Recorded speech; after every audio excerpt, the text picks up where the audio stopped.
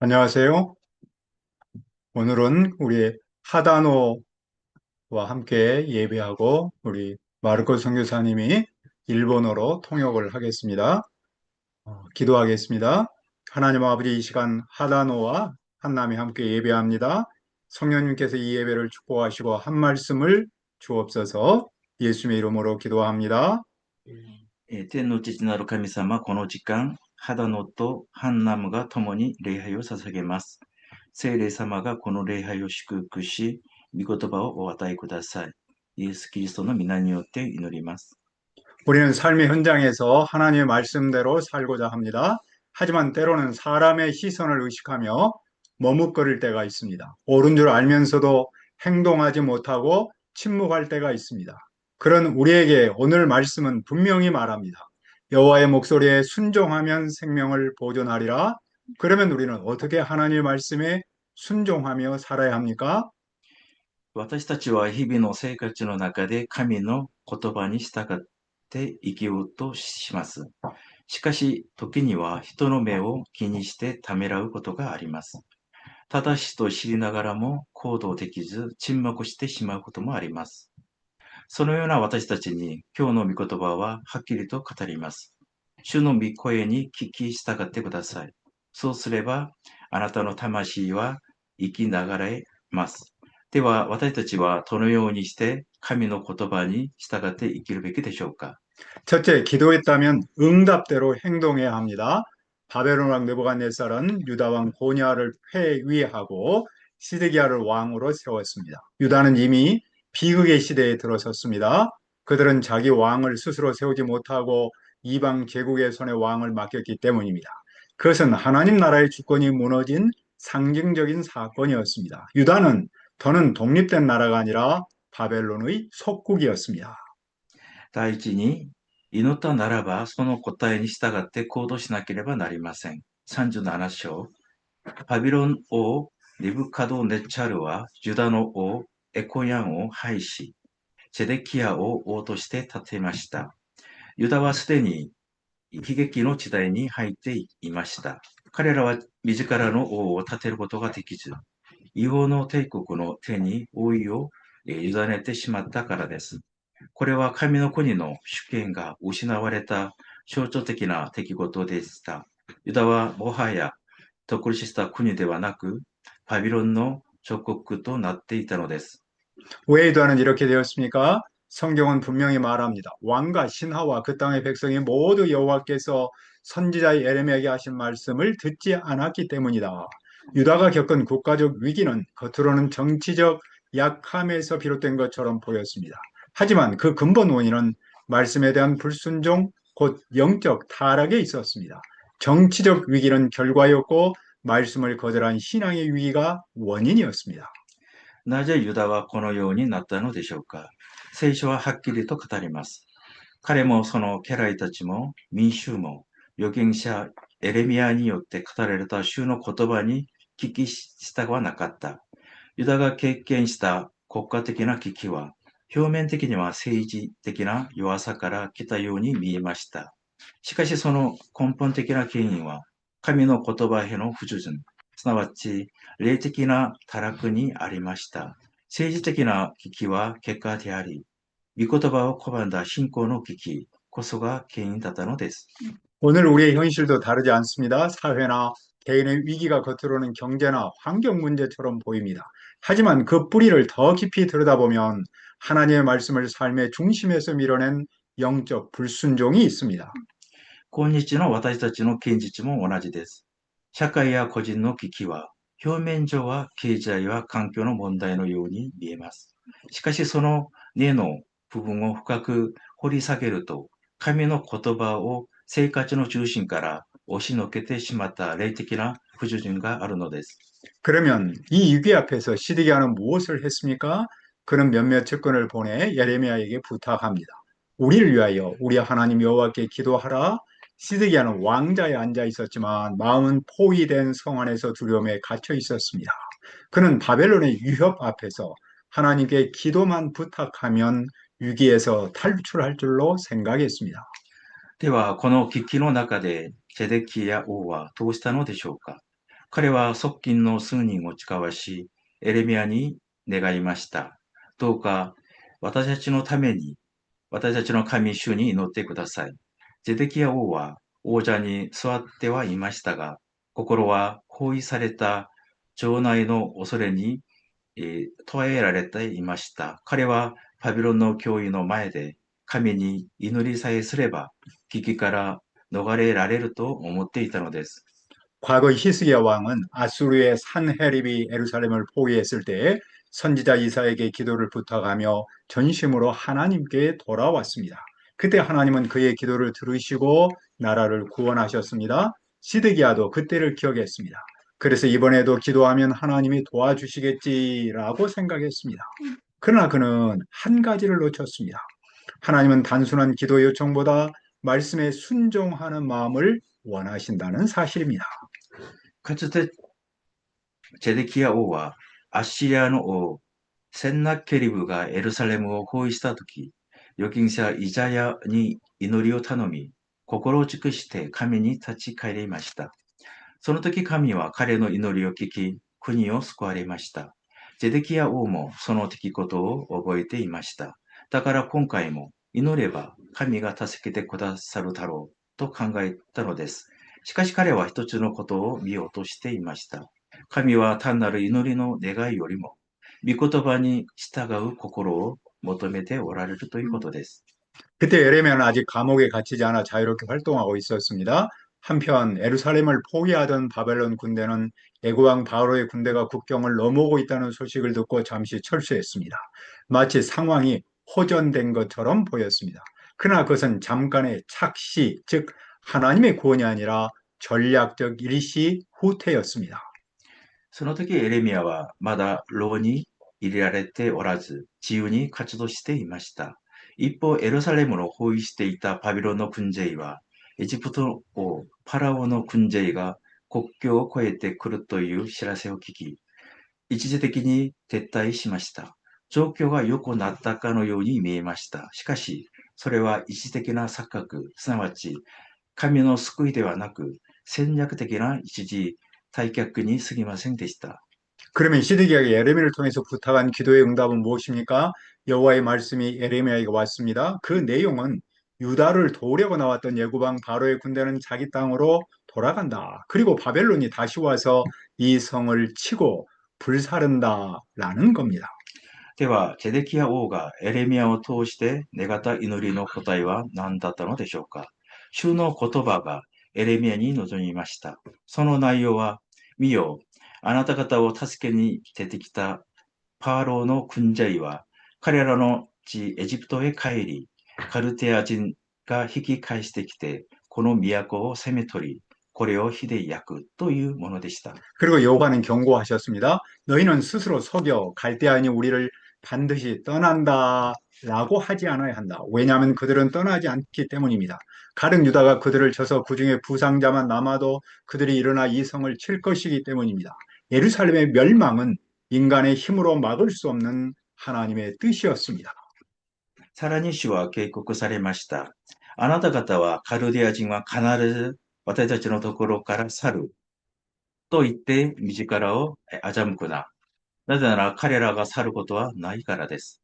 たとえあなた方があなた方を攻めるカルディアの全軍勢を撃ち、そのうちに重傷を負った兵士たちだけ残ったとしても、彼らはそれぞれその天幕で立ち上がり、その都を火で焼くようになる。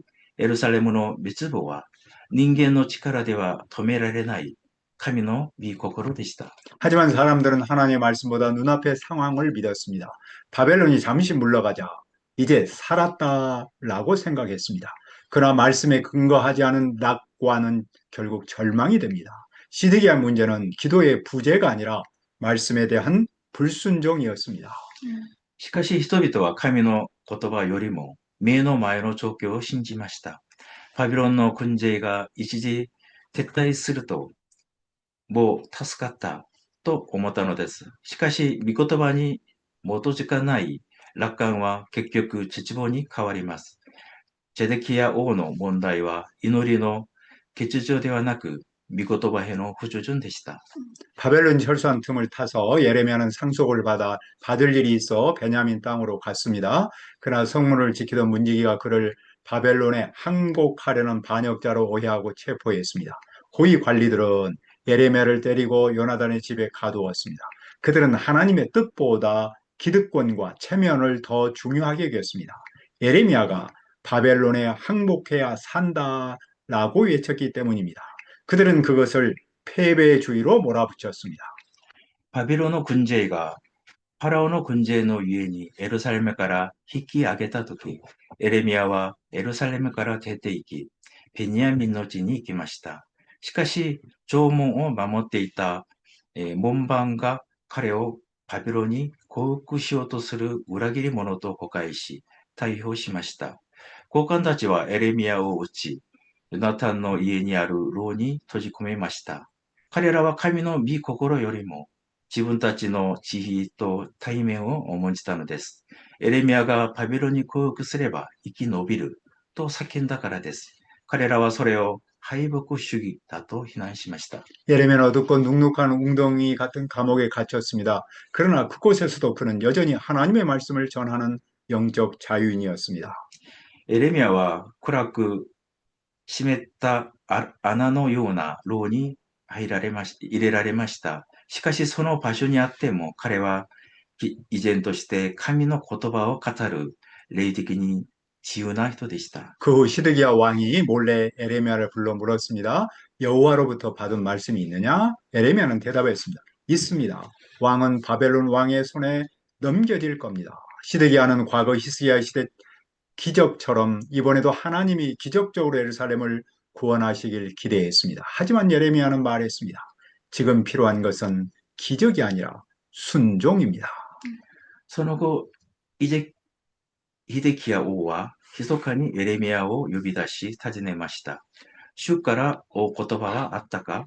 エレミヤは答えました。ありました。あなたはバビロンの王の手に渡されます。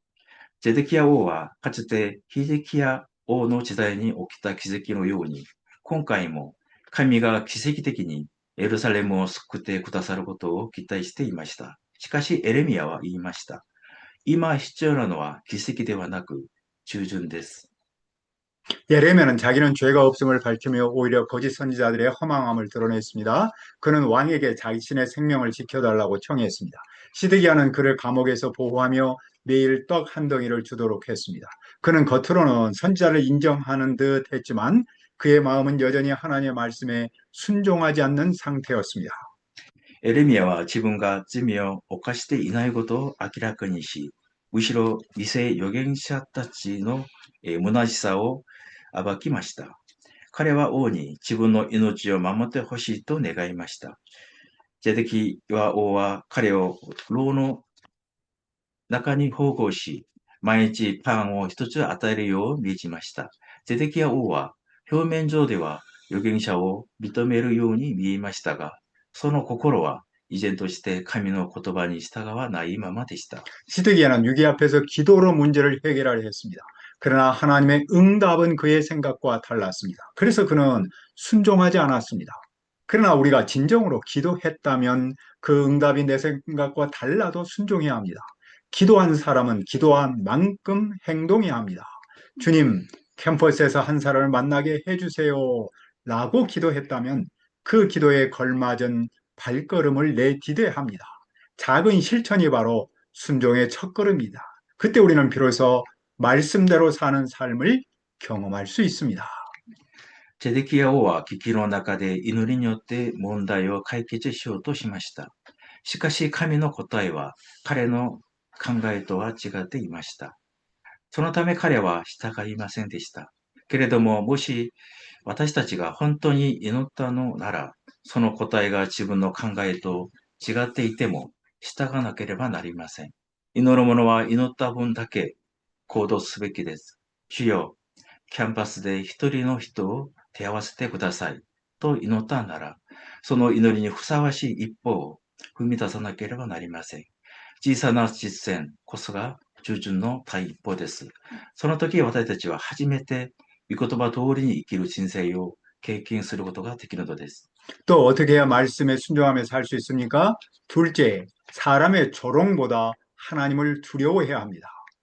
では、さらにどのようにすれば、御言葉に従って生きることができるでしょうか。第2に、人の名残よりも、神の御声に従わなければなりません。 그때 몇몇 고위 관료들이 예레미야의 말을 들었습니다. 그 내용은 이 성에 머무는 사람은 죽지만 갈대아인에게 항복하는 사람은 산다라는 겁니다. 왜냐하면 여호와께서 이 성을 반드시 바벨론 왕의 군대에 넘기시기 때문입니다. その時数人の高官たちがエレミヤの言葉を聞きました。その内容は、この都にとどまる者は、剣と飢饉と疫病で死ぬが、カルデア人のところに出ていく者は生きる。その命は戦勝品として彼のものになり、彼は生きるというものでした。なぜなら、主がこの町を必ずバビロン王の軍勢の手に渡されるからです。 그러나 고위 관료들은 어떻게 반응했습니까? 38장 4절을 보십시오. 이에 그 고관들이 왕께 아뢰되 이 사람이 백성의 평안을 구하지 아니하고 재난을 구하오니 청하건대 이 사람을 두기소서. 그와 이같이 말하여 이 성에 남은 군사의 손과 모든 백성의 손을 약하게 하나이다. 그들은 예레미야가 평화를 구하는 대신 재난을 구하여 군인과 백성의 사기를 떨어뜨렸으니 죽여야 한다는 겁니다. 그들은 하나님의 말씀을 사기 저하로 몰았습니다. しかし高官たちがどう反応したのでしょうか。38章4節をご覧ください。そこで首長たちは王に言った。どうかあの男を死刑にしてください。彼はこのようにこんな言葉を皆に語り、この都に残っている戦士や民全体の士気をくじっているからです。実にあの男は、この民のために平安ではなく災いを求めているのです。彼らはエレミヤが平安を願うのではなく、災いを求めて士気を下げているとして殺すべきだと言いました。彼らは神の言葉を士気低下とみなしたのです。 시드기야는 공개적으로는 하나님의 말씀을 듣는 척 했지만 실제로는 관료들의 압력과 여론을 두려워했습니다. 왕이면서도 사람의 눈치를 보며 사람의 입을 따랐습니다. ゼデキヤ王は公の場では神の言葉を聞くふりをしていましたが、実際には高官たちの圧力と世論を恐れていました。王でありながら人の目を気にし、人の口に従っていたのです。 고위 관료들은 예레미야를 끌어다가 구덩이에 줄로 달아내렸습니다. 그 구덩이에는 물이 없고 진흙탕뿐이어서 예레미야는 진흙에 빠졌습니다. 이 일을 보고 이방인 출신 왕의 관료가 왕에게 말했습니다. 저 사람들이 선지자에게 한 짓은 악합니다. 대부분의 사람은 사람 앞에서 살았으나 이 사람만은 하나님 편에 섰습니다. 왕은 그의 말을 듣고 예레미야를 구덩이에서 끌어내어 시위대 뜰에 머물도록 했습니다. 高官たちはエレミヤを引き出し、縄で井戸の中に下ろしました。その井戸には水はなく、泥だけあり、エレミヤは泥の中に沈みました。これを見た異邦人出身の王の家臣が王に言いました。我が主君、主よ、王よ、あの人たちが預言者エレミヤにしたことは皆悪いことばかりです。多くの人が人の前で生きていましたが、この人だけは神の川に立ちました。王はその言葉を聞き入れ、エレミヤを井戸から引き上げて、平原の中庭に泊まらせました。 그 시드기야는 예레미야에게 다시 묻습니다. 예레미야는 솔직히 말했습니다. 왕께 아뢰어도 왕은 저를 죽일 것이요 듣지 않을 줄 압니다. 그럼에도 시드기야는 여호와 앞에서 맹세하여 말했습니다. 나는 너를 죽이지도 않고 네 생명을 찾는 사람에게 너를 넘기지도 않겠다. 그의 맹세만 들으면 하나님의 말씀에 순종한 사람처럼 보였습니다. 하지만 그의 마음은 관료들의 압력과 사람의 체면에 이미 묶여 있었습니다. その後、ゼデキヤ王は再びエレミヤに尋ねました。エレミヤは率直に言いました。もし私があなたに告げれば、あなたは必ず私を殺すのではありませんか。私があなたに忠告しても、あなたは私の言うことを聞かないでしょう。それでもゼデキヤ王は、主の前で誓って言いました。私たちのこの命を作られた主は生きておられる。私は決してあなたを殺さない。また、あなたの命を狙うあの者たちの手に、あなたを渡すことも絶対しない。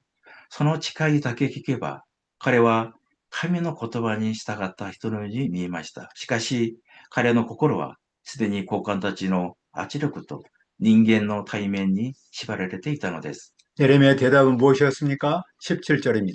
에레미야가 시드미야에게 이르되 만군의 하나님이신 이스라엘 하나님 여호와께서 이와 같이 말씀하시되 네가 만일 바벨론 왕의 고관들에게 항복하면 내 생명이 살겠고 이 성이 불사름을 당하지 아니하였고 너와 내 가족이 살려니와. 예레미야의 메시지는 언제나 같았습니다. 순종하면 산다. 시드기야가 항복하면 그의 생명이 살고 성이 불타지 않고 가족이 삽니다. エレミヤの答えは何だったのでしょうか。7節です。するとエレミヤはチェデキヤに言った。イスラエルの神、万軍の神、主はこう言われる。もしあなたがバビロンの王の人たちに降伏するなら、あなたの魂は生きながらえ、この都も火で焼かれず、あなたもあなたの家も生きながれる。エレミヤのメッセージはいつも同じでした。従えば生きる。ゼデキヤ王が降伏すれば、彼の命は救われ、町は焼かれず、家族も生きるのです。 그러나 만일 시드기야가 항복하지 않으면 이 성은 갈대아인의 손에 넘어갑니다. 이 성은 불타고 시드기야는 그의 손에서 벗어나지 못합니다. しかしもし、ゼデキヤ王が降伏しなければ、この町はカルデア人の手に渡されます。町は火で焼かれ、ゼデキヤ王は彼らの手から逃れることはできません。 이미 주전 597년에 유다 백성 일부가 바벨론 포로로 끌려갔습니다. 그런데도 하나님은 시드기야에게 마지막 기회를 주셨습니다. 지금이라도 말씀에 순종하여 항복하면 유다는 완전히 망하지 않을 수 있었습니다.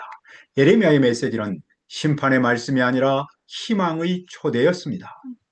すでに紀元前597年、ユダの民の一部はバビロンへ捕虜として連れて行かれていました。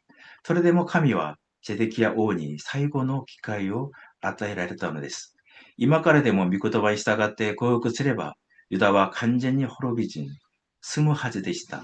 エレミヤのメッセージは裁きの言葉ではなく、希望への招きでした。 그런데 시드기야의 반응은 어땠습니까? 19절을 보십시오. 시드기야 왕이 예레미야에게 이르되 나는 갈대아인에게 항복한 유다인을 두려워하노라. 염려하건대 갈대아인이 나를 그들의 손에 넘기면 그들이 나를 조롱할까 하노라 하는지라. 그는 하나님보다 사람을 두려워했습니다. 그의 마음은 예레미야의 말에 움직였지만 사람들의 시선이 그 마음을 다시 묶었습니다. 그는 항복을 믿음의 순종이 아니라 조롱의 수치로 여겼습니다. 그는 하나님 말씀에 순종하고 싶었지만 사람 앞에서 사는 습관이 그의 결단을 가로막았습니다. ところが、ゼデキヤ王の反応はどうだったでしょうか。19節をご覧ください。しかし、ゼデキヤ王はエレミヤに言った。私はカルデア人に投降したユダヤ人たちのことを恐れている。カルデア人が私を彼らの手に渡し、彼らが私をなぶり者にするのではないかと。彼は神よりも人を恐れました。彼の心はエレミヤの言葉に動かされましたが、人々の視線がその心を再び縛りました。彼は幸福を信仰的な基準ではなく、恥と考えたのです。神の言葉に従いたい思いながらも、人の前で生きる習慣が彼の決断を妨げました。 이 에레미야는 마지막으로 무엇을 호소했습니까? 20절을 보십시오. 에레미야가 이르되 그 무리가 왕을 그들에게 넘기지 아니하리라 원하옵나니 내가 왕에게 아뢰는 바 여호와의 목소리에 순종하소서. 그리하면 왕이 복을 받아 생명을 보존하리이다. 에레미야는 왕의 현실적 두려움을 이해하면서도 믿음의 길을 분명히 제시했습니다. 지금 왕이 해야 할 일은 사람의 말이 아니라 여호와의 음성에 순종하는 것이었습니다. 순종하면 살고 불순종하면 망합니다. 이것이 하나님의 단순하고도 확실한 원리입니다. それに対してエレミヤは最後に何を訴えたのでしょうか。20節を一緒に読んでみましょう。エレミヤは言った。カルデア人はあなたを渡しません。どうか主の御声に私があなたに語っていることに聞き従ってください。そうすればあなたは幸せになり、あなたの魂は生き流れます。エレミヤは王の現実的な恐れを理解しつつ、信仰の道をはっきりと示しました。今王がすべきことは、人の言葉ではなく、主の声に従うことでした。従えば生き、従わなければ滅びます。これが神の単純で明確な権利です。 그러나 만일 왕이 항복하기를 거절하면 여호와께서 예레미야에게 말씀하신 대로 죽습니다. 왕국에 남아있는 모든 여자가 바벨론으로 끌려가면서 이렇게 탄식할 겁니다. 왕은 친구들의 게임에 빠져 망했다. 왕의 발이 진흙탕에 빠지자 그들이 등을 돌리고 뒤로 물러나 버렸다.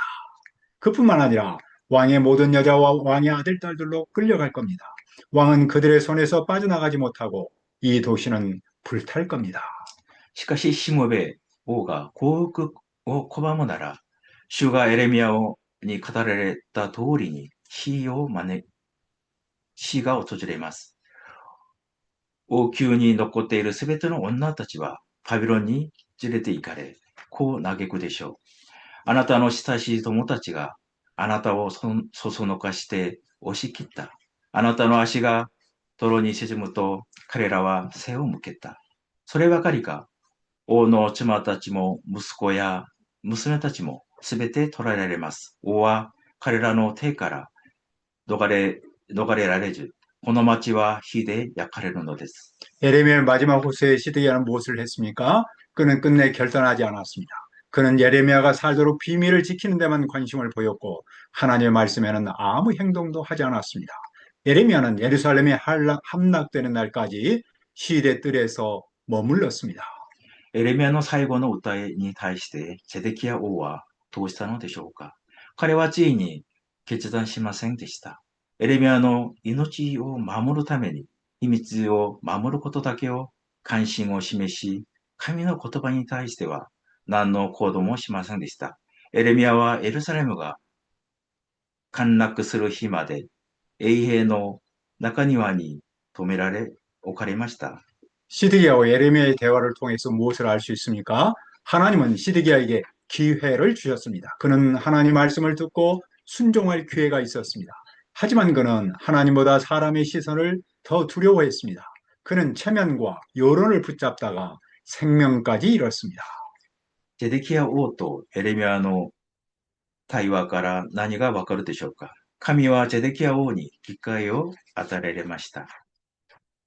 오늘 말씀 속에 두 단어가 우리의 마음에 깊이 남습니다. 하나는 조롱할까이고 다른 하나는 순종하소서입니다. 조롱할까는 두려움의 언어이고 순종하소서는 믿음의 언어입니다. 시드기야는 사람의 조롱을 두려워했지만 예레미야는 하나님의 말씀을 경외했습니다. 한 사람은 왕좌에 있었지만 묶여 있었고 다른 한 사람은 감옥에 있었지만 자유로웠습니다. 今日の御言葉の中で2つの言葉が私の心に深く残ります。一つは、なぶり物にするのではないか。もう一つは、従ってくださいです。なぶり物にするのではないかは恐れの言葉であり、従ってくださいは信仰の言葉です。ゼデキヤ王は人々のなぶりを恐れましたが、エレミヤは神の言葉を恐れ敬いました。一人は王者にありながら縛られており、もう一人は牢にいながらも自由でした。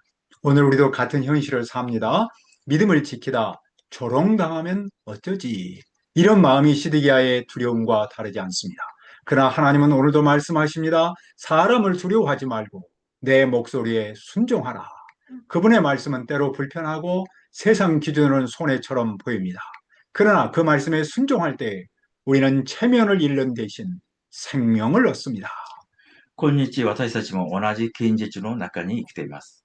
信仰を守ってなぶり者になったらどうしよう。このような思いはゼデキヤ王の恐れと変わりません。しかし神は今日も語られます。人を恐れず、私の声に従いなさい。その言葉は時に不都合であり、世の基準では損に見えるかもしれません。しかし、その御言葉に従うとき、私たちは対面を失う代わりに命を得るのです。 우리가 캠퍼스에서 또 삶의 현장에서 말씀의 순종에 한 사람을 초대할 때 그 작은 순종을 통해 내가 살고 다른 생명이 살아납니다. 나 한 사람의 조용한 순종이 나를 살릴 뿐만 아니라 캠퍼스를 살리고 교회와 세상을 살립니다. 私たちがキャンパスで、また生活の現場で、御言葉に従って一人を招くとき、その小さな従順を通して、私自身が生かされ、他の命も生かされます。